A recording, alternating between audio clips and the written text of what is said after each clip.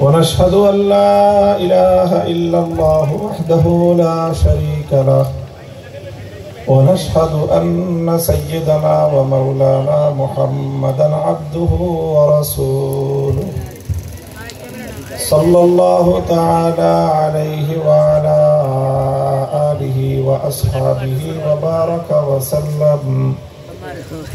وبارك وسلم تسليما كثيرا. أما بعد، فأعوذ بالله من الشيطان الرجيم. بسم الله الرحمن الرحيم. والذين جاهدوا فينا لنهدينهم سبلنا وإن الله لمع المحسنين.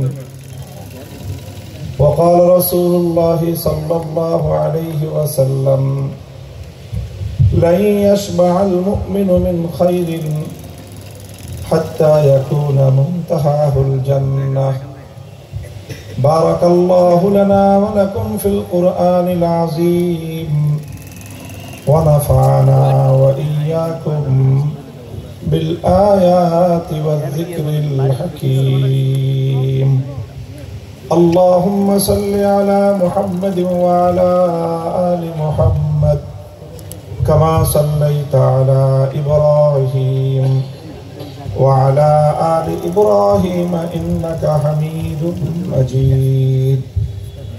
اللهم بارك على محمد وعلى آل محمد كما باركت على إبراهيم وعلى آل إبراهيم إنك حميد مجيد. হযরত উলামায়ে কেরাম, আজিজ প্রিয় ছাত্র বন্ধুগণ এবং সমবেত ইসলাম প্রিয় তৌহিদি মুসলমান ভাই ও বন্ধুগণ, বরিশাল বিভাগীয় কওমি মাদ্রাসা ঐক্য পরিষদের উদ্যোগে আয়োজিত আজকের এই দিনব্যাপী ইসলামী মহাসম্মেলনের সর্বশেষ লগনে আমরা উপস্থিত। দেশের বরেণ্য উলামায়ে কেরাম, শীর্ষস্থানীয় উলামায়ে কেরামের পাশাপাশি আন্তর্জাতিক অঙ্গনের সুপরিচিত ব্যক্তিবর্গ আজকের এই সম্মেলনে আলোচনা করেছেন, উপস্থিত হয়েছেন।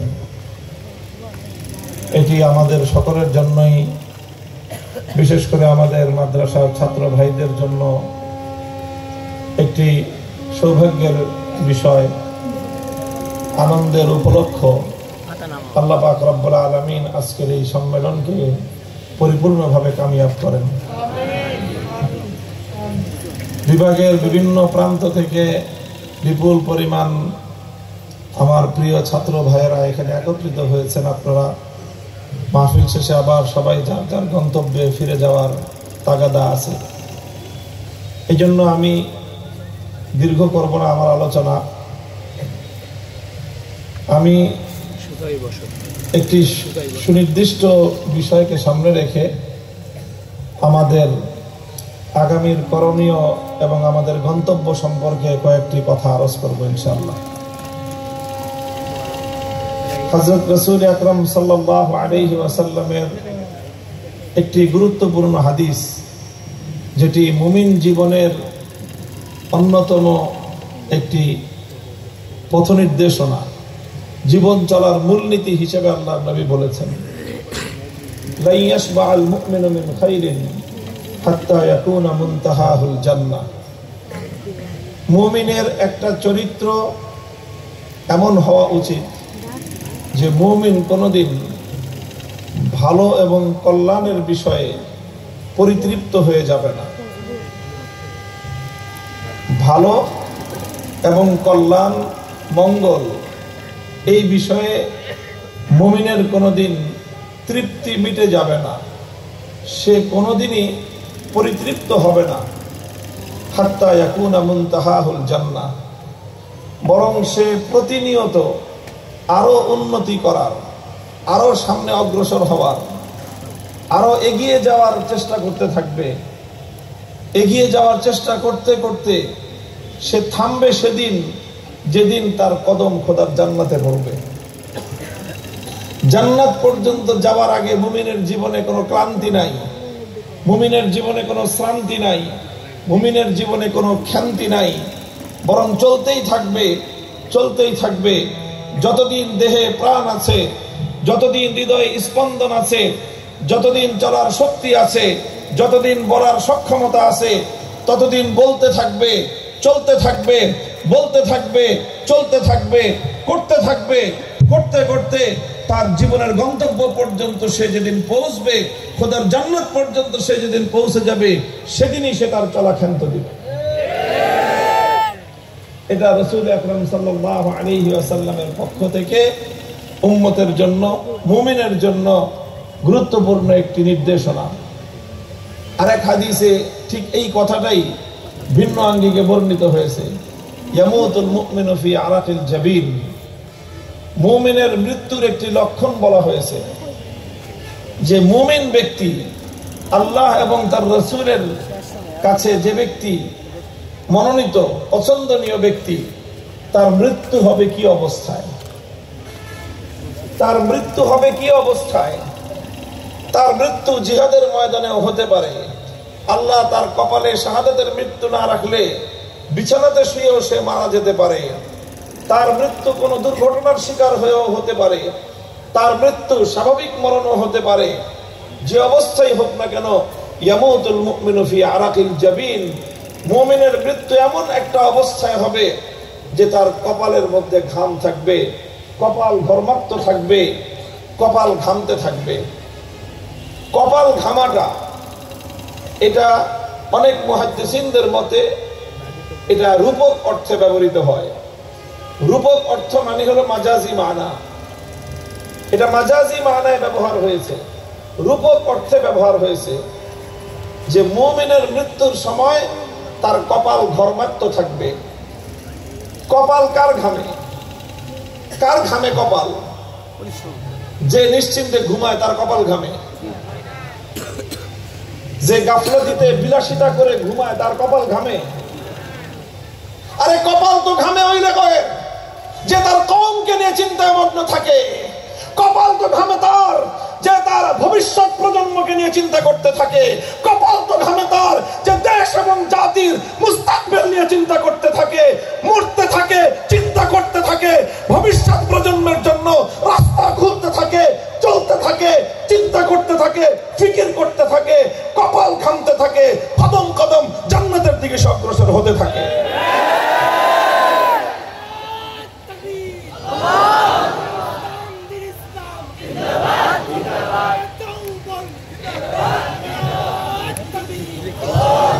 ইয়ামুতুল মুমিনু ফি আরাকিল জাবিন, কপাল ঘামার অর্থ হলো এই যে মৃত্যুর আগ মুহূর্ত পর্যন্ত মুমিন সে উম্মতকে নিয়ে তার ফিকির খতম হয় না।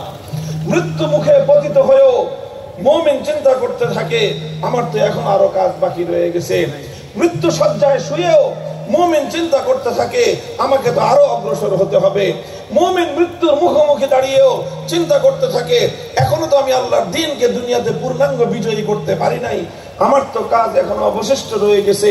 যতক্ষণ পর্যন্ত মুমিনের দেহে প্রাণ আছে ততক্ষণ পর্যন্ত মুমিন চলতেই থাকে।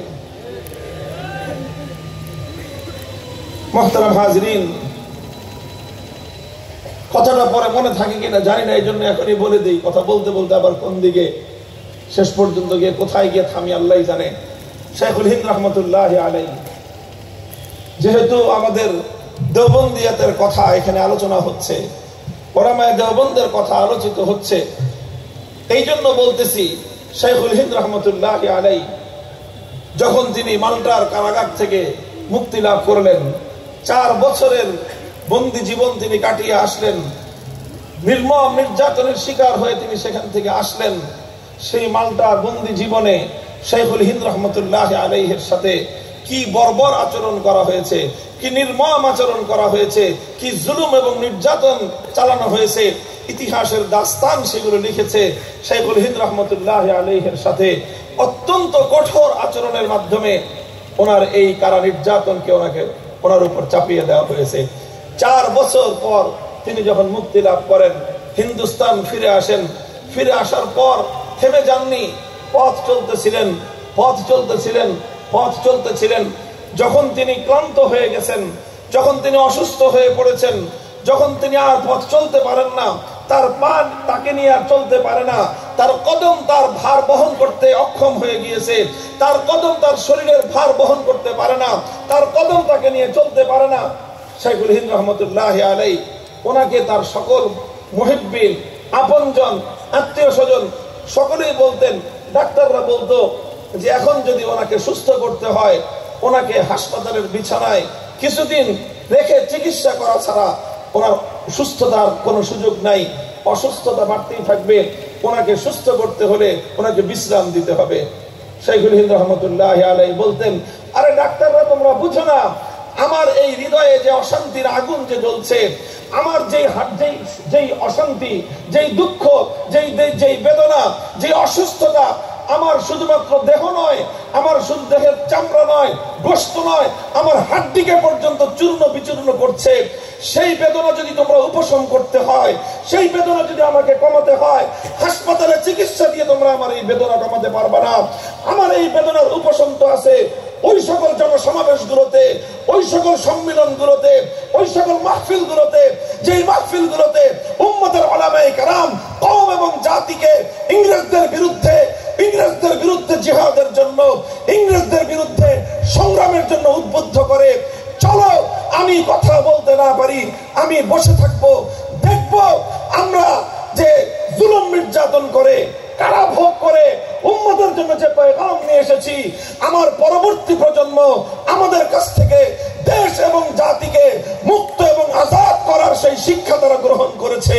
এই দৃশ্য যখন আমি দেখব, তখনই আমার এই দেহের রোগ ভালো হবে, তখনই আমার আত্মা প্রশান্ত হবে। তিনি বলতেন, আমি কথা বলতে না পারি, তোমরা আমাকে নিয়ে চলো, আমাকে মাহফিলে বসায় রাখবা, তোমরা কথা বলো। আমি বসতে না পারি, আমাকে শোয়ায় রাখবা। মনে রাখো, তোমরা সামনে অগ্রসর হয়ে যাবা, আমাকে হাসপাতালে রেখে যাবা, আমি এখানে শান্তি পাবো না, আমার রোগ আরো বেড়ে যাবে। শেষ পর্যন্ত তিনি বলতেন, এই অবস্থায় যদি আমার মৃত্যু হয়ে যায়, হে আমার অনুসারীরা, হে আমার ছাত্রবিন্দু, তোমাদের প্রতি আমার ওসিয়ত হলো এই, তোমরা আমার লাশকে নিয়ে সামনে অগ্রসর হবে। যদি মনে করো আমার লাশ ময়দানে থাকলে তোমরা আরো 2 কদম অগ্রসর হতে পারবা, তাহলে আমার লাশকে ব্যবহার করে হলো তোমরা আরো 2 কদম আগায় যেও। উলাইকা আবাই ফাজিনি বিমিসলিহিম ইজা জামাআতনা ইয়া জারিরুল মাজামিউ। হে কওমি সন্তানেরা আমার, হে উলামায়ে দেওবন্দের সন্তানেরা, কওমি মাদ্রাসার ছাত্ররা, তোমরা তোমাদের পূর্বপুরুষদের ইতিহাস জানো, তোমরা তোমাদের বাপ-দাদাদের ইতিহাস পড়ো, তোমাদের শাইখুল হিন্দ এই মিল্লাত এবং কওমের জন্য কি করেছে সেই তারিখ তোমরা পড়ো। এই দেশকে মুক্ত এবং স্বাধীন করবার জন্য তোমাদের শাইখুল হিন্দ কি অবদান রেখেছেন তোমরা জানো। এই দেশ এবং জাতিকে মুক্ত আর স্বাধীন করবার জন্য তোমাদের দেওবন্দ মাদ্রাসা কি অবদান রেখেছে ইতিহাস তোমরা পড়ো। তোমাদের এই জাতি, তোমার এই দেশ, তোমার এই মাটিকে মুক্ত আর স্বাধীন করবার জন্য হুসাইন আহমদ মাদানী কি ত্যাগের কোরবানি স্বীকার করেছেন, শাব্বির আহমদ ওসমানী কিভাবে হিজরত করেছেন, মুফতি শফি কিভাবে হিজরত করেছেন, জাফর আহমদ ওসমানী কিভাবে ঢাকার বুকে স্বাধীনতার পতাকা উত্তোলন করেছে।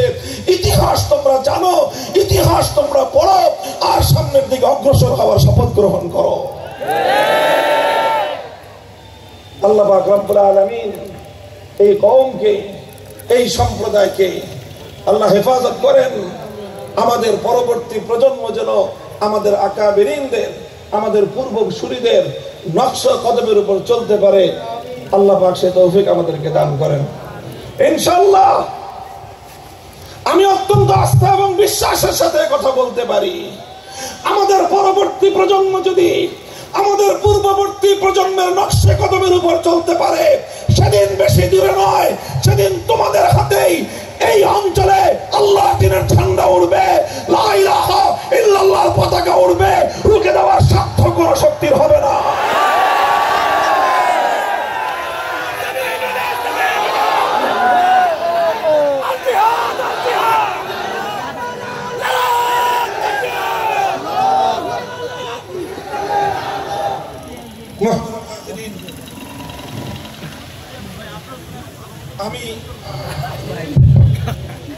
আমি শুধু নীতি কথা নয়, রাসূল আকরাম সাল্লাল্লাহু আলাইহি ওয়াসাল্লামের পক্ষ থেকে উম্মতের জন্য বর্ণিত একটি মৌলিক উসুল বললাম। আমার নবী শুধু মুখে বলেই ক্ষান্ত হয় নাই। আমরা যদি নবীজির পবিত্র সিরত দেখতে পাই, সিরাতুন নবীকে নিয়ে যদি আমরা একটু পর্যালোচনা করি, রাসূল আকরাম সাল্লাল্লাহু আলাইহি ওয়াসাল্লামের বিশেষ করে নবুয়তের জিন্দেগীর যে 23 বছর, এই 23 সারা নবুয়তের জিন্দেগীর পরতে পরতে আমরা এই নীতির বাস্তবায়ন দেখতে পাবো, তার প্র্যাকটিক্যাল নমুনা আমরা দেখতে পাবো। লা ইয়াশবাল মুমিনু মিন খাইরিন হাত্তা ইয়াকুনা মুনতাহাহুল জান্নাহ। মুমিন দ্বীনের ব্যাপারে, ইসলামের ব্যাপারে কখনো এমন তৃপ্তিতে ভোগে না যে বাস যা হয়েছে আর দরকার নাই। এই কথা মুমিনের দ্বীনের ব্যাপারে, ইসলামের ব্যাপারে তার অন্তরে কোনোদিন এই ধারণা জন্ম নেয় না। চলেন রাসূল সাল্লাল্লাহু আলাইহি ওয়াসাল্লামের পবিত্র সিরাতের উপর এক ঝলক আমরা একটু দৃষ্টি বোলাই। নবী করিম সাল্লাল্লাহু আলাইহি ওয়াসাল্লাম মক্কায় নবুয়ত লাভ করলেন।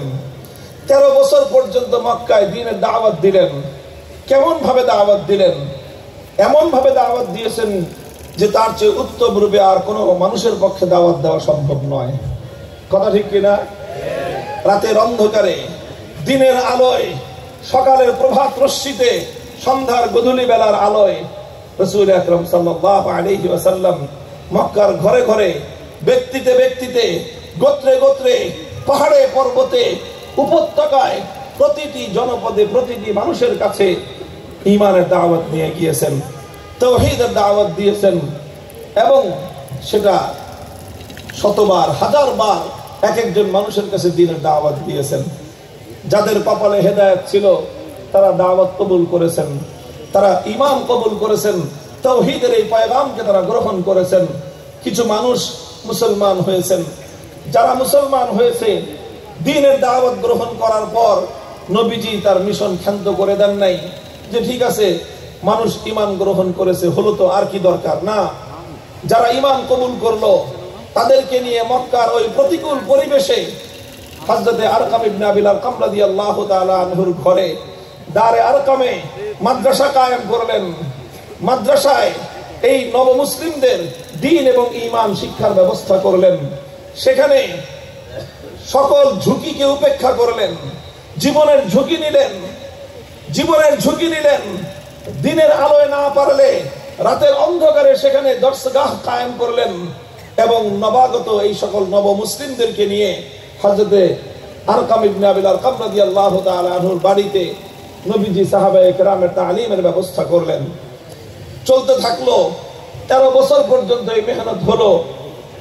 কিন্তু এই মেহনতে এমন কোন জুলুম নাই, যেই জুলুম, যেই বর্বরতা, যে অত্যাচারের ইতিহাস মুহাম্মদুর রাসূলুল্লাহ সাল্লাল্লাহু আলাইহি ওয়াসাল্লামের সাথে রচিত না হয়েছে। কথা বলেন ঠিক কিনা? কি বলেন? সেই জুলুম, সেই নির্যাতন, সেই বর্বরতা আমার নবীর পথ চলার গতিকে স্তব্ধ করে দিতে পেরেছে? নবী থমকে গিয়েছেন? নবী ভয় পেয়ে পিছন দিকে চলে গিয়েছেন? আমার নবী সামনে অগ্রসর হয়েছেন। নবীর সাহাবী হযরত ইয়াসির রাদিয়াল্লাহু আনহুকে দ্বিখণ্ডিত করে হত্যা করা হয়েছে।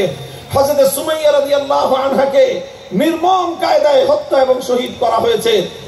বাবা মা দুজনকে হত্যা করার পরে আম্মার বিন ইয়াসিরকে মাথা দড়ি দিয়ে পা বেঁধে মাথা নিচের দিকে দিয়ে কূপের মধ্যে ঘন্টার পর ঘন্টা লটকে রাখা হয়েছে।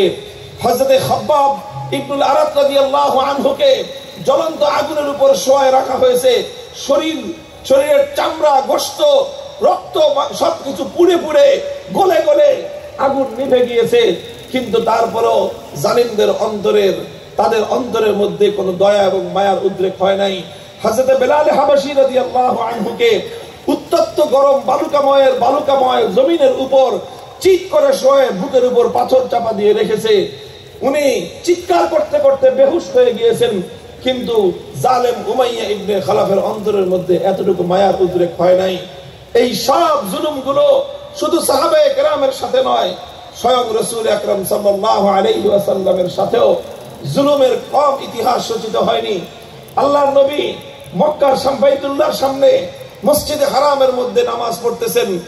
একদিন আবু জাহাল এসে নবীজির গলার মধ্যে গামছা পেঁচিয়ে শ্বাস শুদ্ধ করে নবীজিকে হত্যা করার ষড়যন্ত্র চালায়।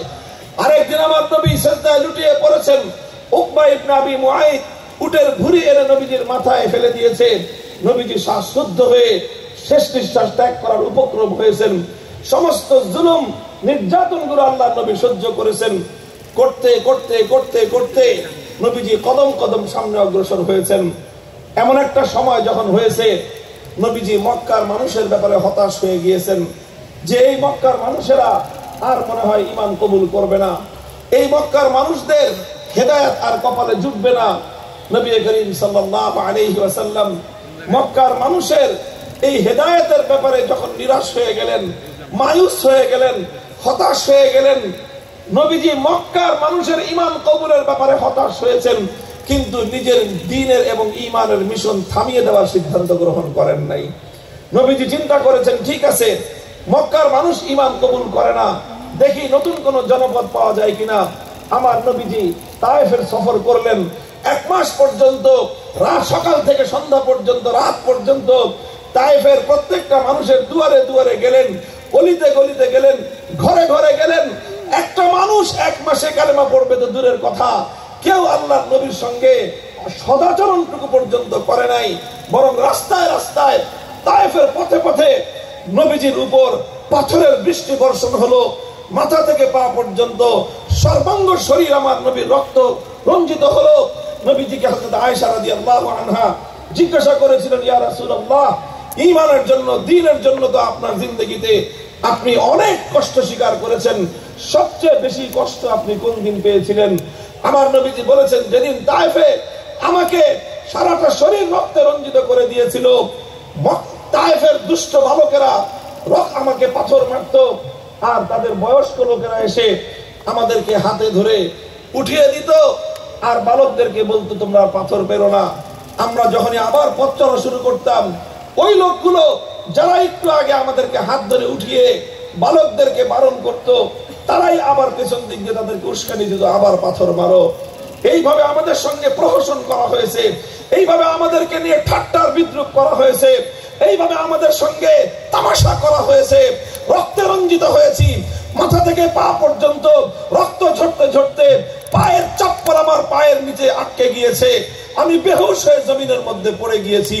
সেই দিনটা ছিল আমার উপর আমার এই জীবনে সবচেয়ে নির্মম এবং বর্বর জুলুম এবং নির্যাতন সহ্য করার দিন। মুহতারাম হাজিরিন, বলতে চাই, তায়েফ থেকে আল্লাহর নবী ফিরে আসলেন, হতাশ হলেন যে তায়েফের লোক ঈমান কবুল করলো না, এই মেহনত করলাম, কোন সুফল আসলো না। এরপরেও কি আল্লাহর নবী পথ চলা বন্ধ করে দিলেন? নবী থমকে দাঁড়ালেন, তার মিশন স্থগিত করে দিলেন? না। হজের মৌসুম আসলো, আল্লাহর নবী ঘুরতে থাকলেন, নতুন কোন পয়গাম কারো কাছে পৌঁছানো যায় কিনা। আল্লাহ পাক রব্বুল আলামিন ইসলামের জন্য সৌভাগ্যের দুয়ার খুলে দিল। ইয়াসরিব থেকে 6 জন হাজী, 6 জন খাজরাজি লোক আল্লাহ পাক রব্বুল আলামিন মক্কায় পৌঁছে দিলেন হজের সফরে। রাসূল আকরাম সাল্লাল্লাহু আলাইহি ওয়াসাল্লামের সঙ্গে তাদের সাক্ষাৎ হয়ে গেল। আকাবা, মিনার ময়দানের আকাবায় নবীজি তাদের কাছে দ্বীনের দাওয়াত দিলেন। আলহামদুলিল্লাহ, 1 মাস মেহনত করে তায়েফে একটা মানুষকে কালেমা পড়াতে পারেন নাই, আর একটা আলোচনার মাধ্যমে এক মজলিসে ইয়াসরিবের 6 জন মানুষ ওই মজলিসে কালেমা পড়ে মুসলমান হয়ে গেলেন। নবীজি মক্কা থেকে হতাশ হয়ে তায়েফে গিয়েছেন, তায়েফ থেকে হতাশ হয়ে আবার মক্কায় ফিরে এসেছেন। দাওয়াতের মিশন বন্ধ করেন নাই, নিজের জীবনের মিশন বন্ধ করেন নাই, দ্বীন নিয়ে পথ চলা তিনি রুদ্ধ করে দেন নাই।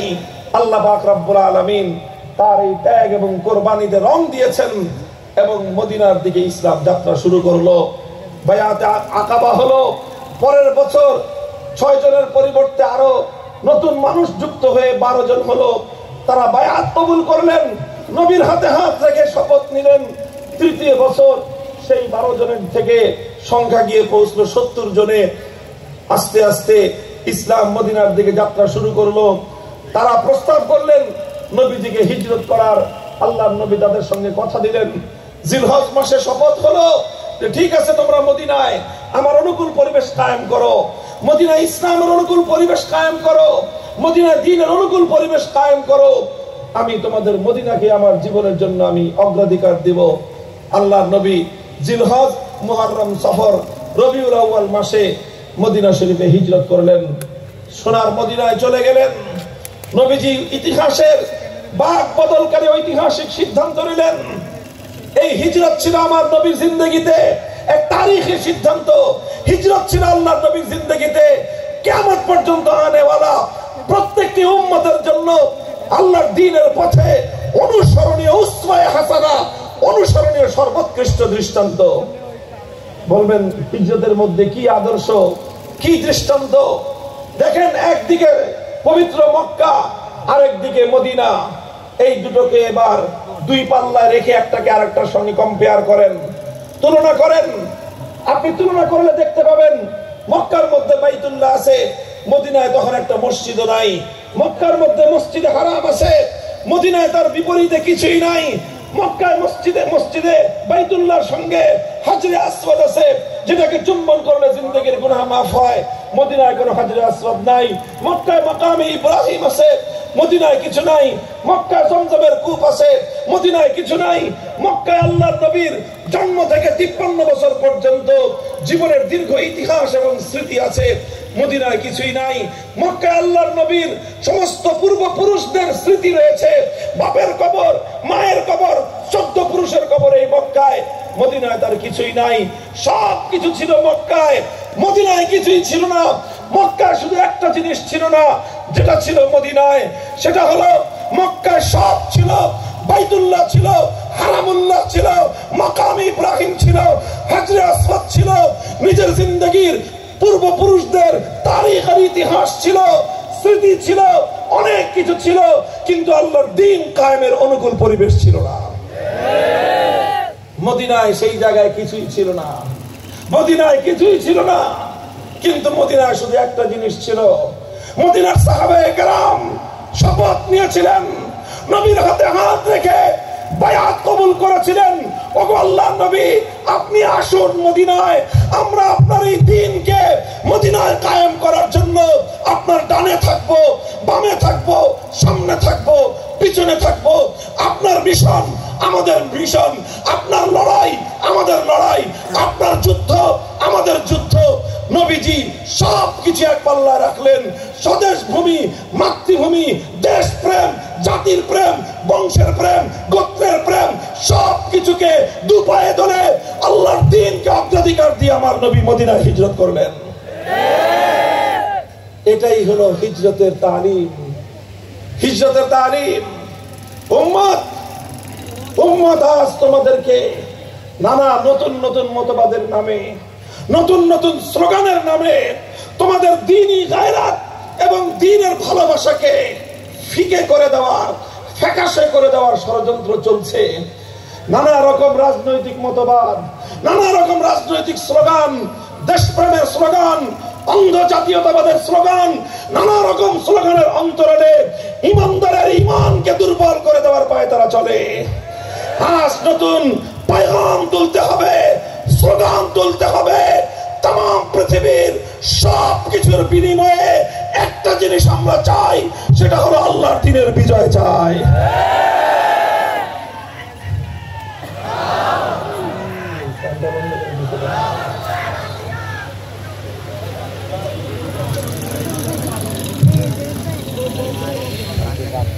মুহতারাম হাজিরিন, ইতিহাস লম্বা আলোচনা করব না, শুধু নবীজির তারিখ এবং ইতিহাসের কয়েকটা ধাপ আমি আলোচনা করতে চাচ্ছি। আল্লাহর নবীর জীবন থেকে সেই বিষয়টার প্র্যাকটিক্যাল বাস্তবতা দেখানোর জন্য নবীজি হিজরত করে মদিনায় আসলেন। মদিনায় তখন 3 সম্প্রদায়ের বসবাস। নবীজি সহ যারা ঈমান গ্রহণ করেছেন, একত্ববাদী মুসলমান, সঙ্গে সেখানে আছে কিছু মুশরিক, মূর্তি পূজারী, পৌত্তলিকতাবাদী, আর সেই সঙ্গে মদিনায় থাকতো তখন ইহুদিরা। এই 3 জাতিকে নিয়ে আল্লাহর নবী মদিনার মধ্যে একটা শান্তি চুক্তি করলেন। 3 জাতির মধ্যে একটা চুক্তি সম্পাদিত হলো। সেই চুক্তির মূল রূপকার ছিলেন রাসূল আকরাম সাল্লাল্লাহু আলাইহি ওয়াসাল্লাম। সেই চুক্তির মূল কথাটাই ছিল, এখানে আমরা সকলে মিলেমিশে থাকবো, কেউ কারো উপর আক্রমণ করবে না, কেউ কারো দুশমনকে সহযোগিতা করবে না, কেউ কারো বিরুদ্ধাচরণ করবে না। ইতিহাসে যেটাকে মদিনা সনদ বলা হয়, সেই মদিনা সনদ স্বাক্ষরিত হলো। মদিনা সনদ স্বাক্ষরিত হওয়ায় মদিনায় শান্তি এবং নিরাপত্তা প্রতিষ্ঠিত হলো। আমার নবীর জিন্দেগিতে নিরাপত্তা আসলো। সাহাবায়ে কেরাম যারা আল্লাহর নবীর সঙ্গে দ্বীন এবং ইসলাম কবুল করেছেন, তারা মুহাজির হন অথবা আনসার, প্রত্যেকের জীবনে নিরাপত্তা প্রতিষ্ঠিত হয়েছিল। তারা চাইলে মদিনার মসজিদ নববীতে রাত দিন আল্লাহর দরবারে দাঁড়িয়ে কোরআন তেলাওয়াত করতে পারেন। এখন আর কেউ তাদেরকে গলায় গামছা পেঁচিয়ে শ্বাসরুদ্ধ করতে চায় না। তারা চাইলে আল্লাহর দরবারে নিরাপদে সিজদা করতে পারেন। এখন আর কেউ তাদের কাঁধের উপর উটের ভুঁড়ি এনে নিক্ষেপ করে না। তারা চাইলে আল্লাহর দ্বীনকে পালন করতে পারেন নিশ্চিন্তে, নির্বিঘ্নে, প্রকাশ্যে লা ইলাহা ইল্লাল্লাহর কালেমা তারা পড়তে পারেন। কেউ তাদেরকে বাধা দেয় না। এমন একটা শান্তিপূর্ণ পরিবেশ মদিনায় কায়েম হয়ে গেল। এবার তো আমার নবীজি চাইলে পারতেন যে ঠিক আছে, যাক, একটা শান্তি হয়েছে, নিরাপদ একটা পরিবেশ হয়েছে, এখন আমরা সুন্দরভাবে শান্তিপূর্ণভাবে দ্বীনের কাজ করতে পারতেছি, আর কি দরকার। এখন তো আমরা দ্বীনের দাওয়াতের কাজও করতে পারি, দ্বীনের তালিমের কাজও আমরা করতে পারি। কাজেই এখন আস্তে আস্তে তালিম এবং দাওয়াতের মাধ্যমে, তালিম এবং তাবলীগের মাধ্যমে আমরা দ্বীনকে সামনে অগ্রসর করে নিয়ে যাই। আল্লাহর নবী তো এরকম চিন্তা করতে পারতেন, তাই না? ইতিহাস পড়েন, সোনার মদিনায় নিরাপত্তা প্রতিষ্ঠিত হওয়ার পরে নবীজি এই মদিনায় গণ্ডিবদ্ধ অল্প একটু শহরের মধ্যে আল্লাহর দ্বীন মাহদুদ থাকুক, আল্লাহর দ্বীনকে এখানে নিরাপদ ভাবে পালন করতে পারবেন, এতটুকুর উপরে কি আল্লাহর নবী তৃপ্ত আর ক্ষান্ত ছিলেন? বলেন, ইতিহাস পড়েন, আমার নবী কি শুধু এতটুকুর উপরে তৃপ্ত হয়ে গিয়েছেন যে আর বেশি কিছুর দরকার নাই? এতটুকুর উপরে কি আল্লাহর নবী ক্ষান্ত হয়ে গেছেন যে সামনে আরো অগ্রসর হওয়ার দরকার নাই? না, 1 বছর অতিক্রান্ত হয় নাই। 1 বছর অতিক্রান্ত হওয়ার আগেই যখন মদিনার মাটিতে ইসলাম শেকড় গেড়ে বসলো, মদিনায় যখন মাথা গুঁজার শান্তিপ্রিয় ঠাই হয়ে গেল, মদিনায় যখন একটা মাটির আশ্রয় খুঁজে পাওয়া গেল, মদিনায় যখন আনসার এবং মুহাজিরদের পবিত্র উখুওয়াতে ঈমানের ভ্রাতৃত্বের বন্ধন মজবুত হয়ে গেল, 1 বছরের মাথায় আল্লাহর নবী আল্লাহর পক্ষ থেকে আদেশ প্রাপ্ত হয়ে ঘোষণা করলেন, উযিনা লিল্লাযিনা ইউকাতালুনা বিআন্নাহুম যুলিমু ওয়া ইন্নাল্লাহা আলা নাসরিহিম লাকাদির। হে আমার সাহাবীরা, হে মক্কা নির্যাতিত মজলুম সাহাবীরা, হে মদিনার আনসার সাহাবীরা, এতদিন পর্যন্ত আমাদের নীতি ছিল কেউ আমাদের উপর হামলা করলে এক গালে চর মারলে আরেক গাল পেতে দিতাম যে আরেকটা চর মারো, এরপর আমার কথাটা শুনে যাও। 14 বছর এই সোজা আঙ্গুলে ঘি উঠানোর চেষ্টা আমরা করেছি, কিন্তু মক্কার কুরাইশদের এই কুত্তার লেজ, এটা 14 বছরেও সোজা হয় নাই। কেউ যদি চিন্তা করে থাকে কুকুরের লেজের মধ্যে ঘি মাখলে এই লেজ একদিন সোজা হয়ে যাবে, বোকার স্বর্গে বসবাস করে। কুকুরের লেজে তেল নয়, যদি আপনি 1000 টাকা মূল্যের ঘি মালিশ করতে থাকেন, কিয়ামত পর্যন্ত কুত্তার লেজে ঘি মাখতে পারবেন, কুকুরের লেজ কোনোদিন সোজা হবে না। মুহাম্মদ আরবি সাল্লাল্লাহু আলাইহি ওয়াসাল্লাম মদিনায় গিয়ে 1 বছরের মাথায় তাই আল্লাহর পক্ষ থেকে নির্দেশিত হয়ে ঘোষণা করলেন, এখন থেকে ইসলামের নীতির মধ্যে নতুন এক কর্মসূচি যুক্ত হলো। এখন থেকে যদি কেউ মুসলমানদের উপর অন্যায়ভাবে হামলা চালায়, কোন মুমিনের উপর যদি অন্যায়ভাবে আক্রমণ করে, এতদিন আরেক গাল পেতে দিতাম, এখন থেকে